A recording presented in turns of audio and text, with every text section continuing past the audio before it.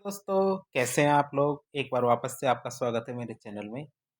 आज हम बात करेंगे इंडियन इकोनॉमिक्स के एक टॉपिक के बारे में। इंडियन इकोनॉमिक्स की हमारी सीरीज चल रही है जिसके अंतर्गत हम विभिन्न प्रकार के टॉपिक्स के बारे में बात कर रहे हैं। आज का हमारा टॉपिक है गैर निष्पादित परिसंपत्तियाँ। क्या? गैर निष्पादित परिसंपत्तियाँ मतलब नॉन परफॉर्मिंग एसेट्स। ऐसे एसेट्स जो परफॉर्म नहीं कर रहे हैं, एनपीए कहते हैं शॉर्टकट में। तो आपने काफ़ी सारी बातें सुनी होगी, यह खाता एनपीए हो गया, बैंक का एनपीए हो गया। अखबार में भी हम पढ़ते हैं कि इस बैंक के तो सबसे ज़्यादा एनपीए के खाते हैं। एनपीए मतलब नॉन परफॉर्मिंग एसेट्स, ऐसी हमारी परिसंपत्तियाँ जो अब काम नहीं कर रही है। कई बार क्या होता है, बैंक लोन देता है। क्या है? लोन देता है, लोगों को लोन देता है, बैंक संस्थाओं को लोन देता है। और वो संस्थाएं या वो व्यक्ति यदि समय पर उन लोनों को नहीं चुकाता तो वो खाते क्या होते हैं? एनपीए हो जाते हैं। पहले के टाइम पे क्या होता था, जब खाते सीबीएस नहीं हुआ करते थे, अर्थात कोर बैंकिंग सॉल्यूशन से जुड़े हुए नहीं थे, जिसमें क्या था, एक बैंक के अंदर यदि आप लोन लेते हैं और वो ये लोन आपने नहीं चुकाया है तो केवल वही बैंक आपको लोन नहीं देगा, बाकी सारे देंगे। फिर आप दूसरे बैंक से लेते थे, उसको नहीं चुकाते थे, फिर तीसरे, फिर चौथे, फिर पाँचवें। तो जब इस तरह से होने लगा, बैंक डिफ़ॉल्टर की संख्या बढ़ने लगी, तो फिर एक सिबिल स्कोर आने लगा। जैसे आपको पता है कि आपका सिबिल स्कोर क्या है, उसी के आधार पर लोन दिया जाता है। तो इससे पता चल जाता है कि कौन-कौन से खाते एनपीए है, अर्थात पैसा तो ले लिया लेकिन चुका नहीं रहे। फिर बात करेंगे, सबसे पहली बात एनपीए किसे कहते हैं? हिंदी में देखें तो गैर निष्पादित परिसंपत्तियाँ। क्या गैर निष्पादित परिसंपत्तियाँ अर्थात नॉन परफॉर्मिंग एसेट्स किसे कहते हैं? यदि किसी ऋण का मूलधन और ब्याज, क्या, किसी भी व्यक्ति ने यदि लोन लिया, ऋण लिया, तो उसका मूलधन और ब्याज यदि 90 दिनों तक नहीं चुकाया जाता, तब ऐसे ऋणों या ऐसे लोन को एनपीए कहा जाता है। क्या कहते हैं? ऐसे लोनों को एनपीए कहा जाता है जिसका ब्याज और मूलधन दोनों ही 90 दिन तक नहीं चुकाया जाता, या फिर गैर निष्पादित परिसंपत्तियां उनको घोषित कर दिया जाता है। अब बात करते हैं किसकी? घटिया परिसंपत्तियां, अर्थात सब स्टैंडर्ड एसेट्स की। किसकी? सब स्टैंडर्ड एसेट्स मतलब घटिया परिसंपत्ति की बात करें तो यदि किसी ऋण को गैर निष्पादित परिसंपत्तियां घोषित होने के 1 साल के बाद तक, क्या, कि यदि किसी ऋण को आप क्या करते हैं, गैर निष्पादित परिसंपत्तियां घोषित कर दी, एनपीए घोषित कर दिया, और उसके 1 साल बाद तक भी यदि आपको न तो ब्याज मिलता है न मूल मिलता है, तो उन एनपीए या फिर गैर निष्पादित परिसंपत्तियों को घटिया परिसंपत्तियां या सब स्टैंडर्ड एसेट्स कहा जाता है, या घटिया परिसंपत्तियां घोषित कर दी जाती है। तो इस तरह आपने देखा एनपीए और सब स्टैंडर्ड एसेट्स, ये घटिया परिसंपत्तियां किसे कहते हैं। फिर आता है हमारे संदेहास्पद या फिर डाउटफुल एसेट्स।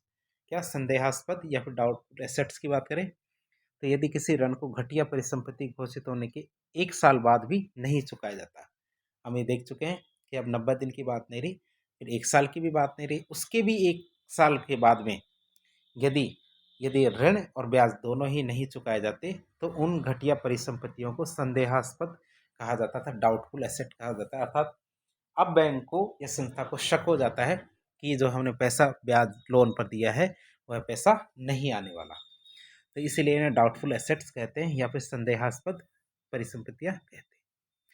फिर बात करें हानि वाली संपत्तियां या लॉस एसेट किसे कहते हैं?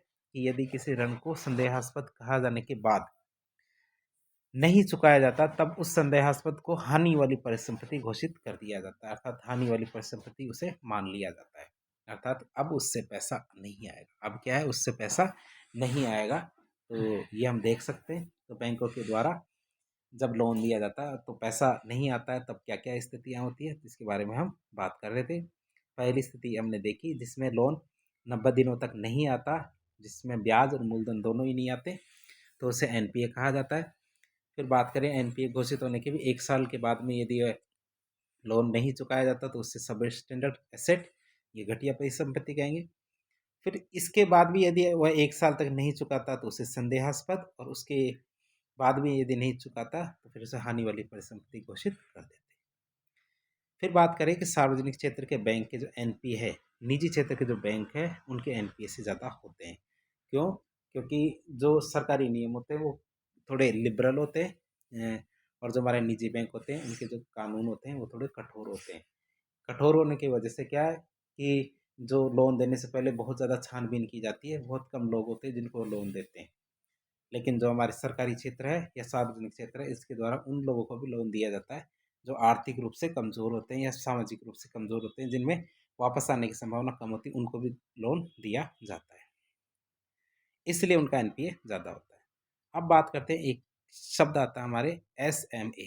कौन सा? एसएमए, अर्थात special mention account. Special mention account की बात करते हैं, किसी ऋण के एनपीए घोषित होने से पहले, क्या किसी भी ऋण के गैर निष्पादित संपत्तियां या एनपीए घोषित होने से पहले की पहचान के लिए भारतीय रिजर्व बैंक के द्वारा स्पेशल मेंशन अकाउंट फ्रेमवर्क जारी किया जाता है। अर्थात कोई भी ऋण है, जैसे मैंने लोन लिया और मेरा लोन क्या एनपीए घोषित होगा, लेकिन घोषित होने से पहले क्या हमारे रिजर्व बैंक क्या करता है कि ऐसे फ्रेमवर्क जारी करता है। क्या करता है? ऐसे फ्रेमवर्क जारी करता है, जिसमें क्या होता है कि सभी बैंकों से पूछा जाता है कि भैया तुम्हारे कितने लोन हैं जिसमें 3 महीने से पैसा नहीं आया, या कितने लोन हैं ऐसे जिसमें 6 महीने, साल भर। तो ऐसे बार बार बार बार उनकी डिटेल पूछी जाती है कि जिसमें पैसा नहीं आ रहा है।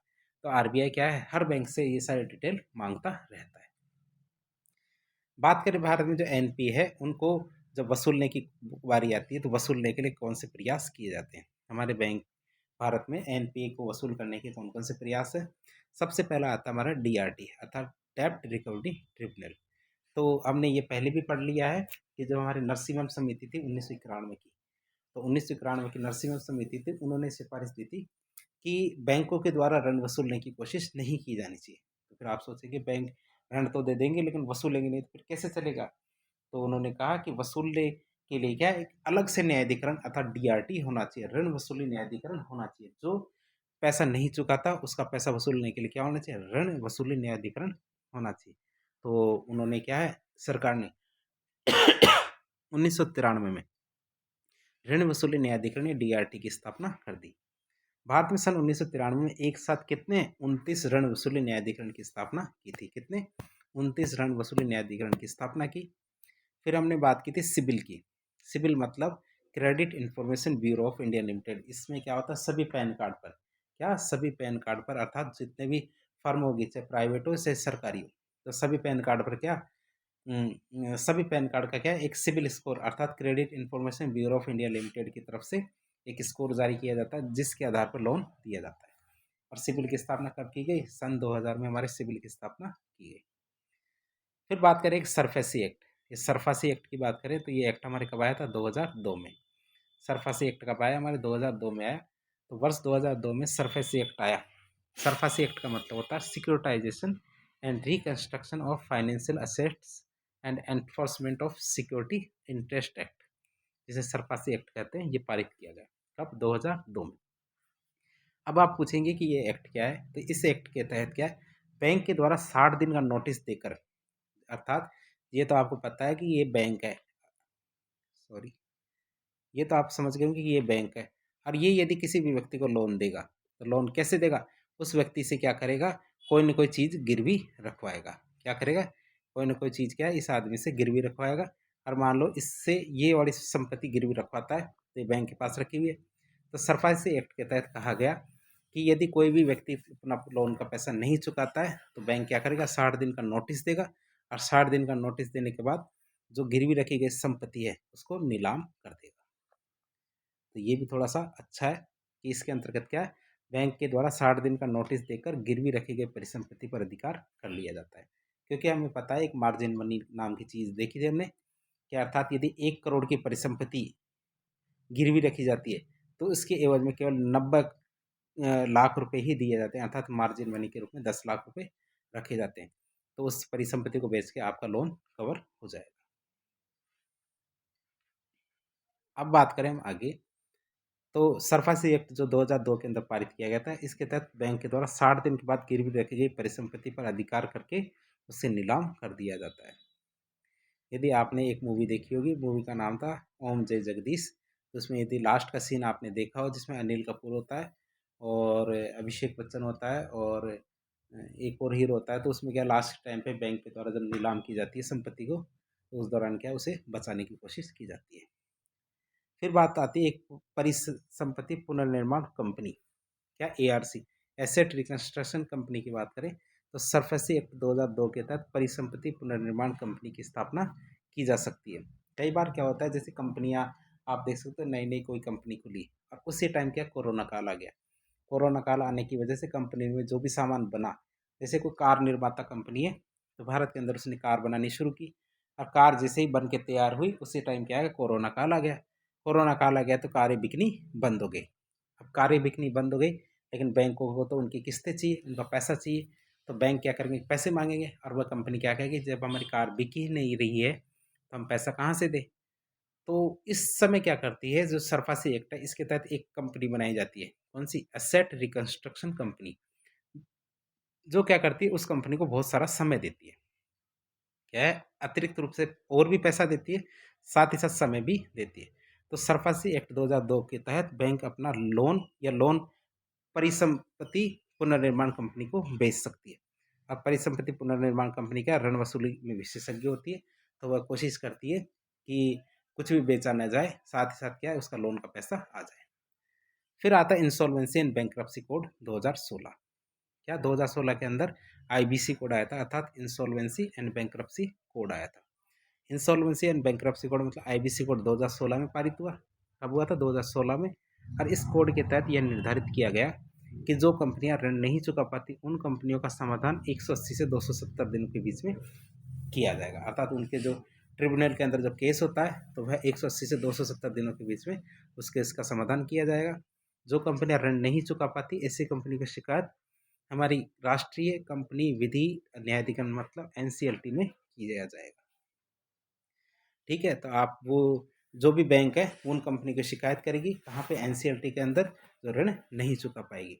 और एनसीएलटी की जब अनुमति मिल जाएगी, उसके बाद इंसॉल्वेंसी प्रोफेशनल की नियुक्ति की जाएगी, जो ये तय करेगा कंपनी में जाकर कि इस कंपनी को बेचना है या नहीं बेचना है, क्या करना है क्या नहीं करना। कौन, इंसॉल्वेंसी प्रोफेशनल। फिर इंसॉल्वेंसी प्रोफेशनल के द्वारा इंसॉल्वेंसी प्लान बनाया जाता है कि किस प्रकार से इस कंपनी से पैसे वसूले जाने। फिर आता है आईबीबीबी, मतलब insolvency and bankruptcy board of India. क्या आता है, insolvency and bankruptcy board of India की बात करें तो भारतीय दिवाला और शोधन अक्षमता बोर्ड। तो जब हमारे इंसॉल्वेंसी प्रोफेशनल बनाया गया, तो इसने प्लान बना लिया कि किस तरह से पैसा वसूल करना है, तो इसका नियमन या संचालन भारतीय दिवाला और शोधन क्षमता बोर्ड के द्वारा किया जाता है। अर्थात ये जो बोर्ड है, ये डिसाइड करता है कि किस आदमी को इस बार इंसॉल्वेंसी प्रोफेशनल के रूप में लगाया जाएगा। और जो इनका प्लान होता है इंसॉल्वेंसी प्रोफेशनल का, ये प्लान बनाने के बाद भी आईबीबीआई को दिया जाता है। फिर आता है बेड बैंक। बेड बैंक की स्थापना 2021 में की गई थी। बेड बैंक वो बैंक होते हैं जो ऋण वसूल करने में विशेषज्ञ होते हैं, जो क्या होते हैं, ऋण वसूल करने में विशेषज्ञ होते हैं, उन्हें बेड बैंक कहते हैं। जैसे ना मूवी आते हैं बैड बॉयज। बैड बॉयज का मतलब होता है ऐसे व्यक्ति जो बुरे काम करते हैं। तो बेड बैंक वो होते हैं जो बुरे लोन होते हैं उनको खरीद लेते हैं। जैसे मान लो कि एक व्यक्ति ने क्या 1 करोड़ का लोन दिया, अब वो लोन चुका नहीं रहा है, तो बेड बैंक क्या करेगा, उस बैंक से 50 लाख के अंदर उस लोन को खरीद लेगा। ये कहेगा 50 लाख रुपए हमसे ले लो और वो लोन हमको दे दो, हम वसूल करेंगे। तो ये इस व्यक्ति से क्या 70 लाख 80 लाख जितना भी वसूल हो उतना वसूल करने की पूरी कोशिश करते हैं। फिर हम बात करें भारतीय बेड बैंक का नाम क्या, दूसरा नाम रखा गया क्या, राष्ट्रीय परिसंपत्ति पुनर्निर्माण कंपनी लिमिटेड, ये रखा गया। ये तो क्या है, प्यार से इसे बेड बैंक कहते हैं। जैसे सोना बाबू ऐसे रखा जाता है, तो वैसे बेड बैंक रखा जाता है। किसका नाम, हमारे राष्ट्रीय परिसंपत्ति पुनर्निर्माण company limited, national asset reconstruction company limited, NARCL. अब एनएआरसीएल के द्वारा 2 लाख करोड़ रुपए की गैर वित्तीय गैर निष्पादित संपत्तियों की खरीद की जाएगी और अपने स्तर पर उनके एनपीए को वसूल करने का प्रयास किया जाएगा। तो इस तरह आज के लेक्चर में हमने क्या, जो हमारे बैंकों से संबंधित कुछ घटनाएं होती हैं, जैसे एनपीए है और एनपीए को वसूल करने के तरीके के बारे में बात की। तो इस प्रकार के इन्फॉर्मेटिव वीडियो देखने के लिए हमारे चैनल से जुड़े। वीडियो यदि पसंद आता है तो वीडियो को लाइक करें, चैनल को सब्सक्राइब करें, अपने दोस्तों के साथ शेयर करें। यदि आपके कोई सुझाव हो तो कमेंट बॉक्स के माध्यम से बताएं। धन्यवाद।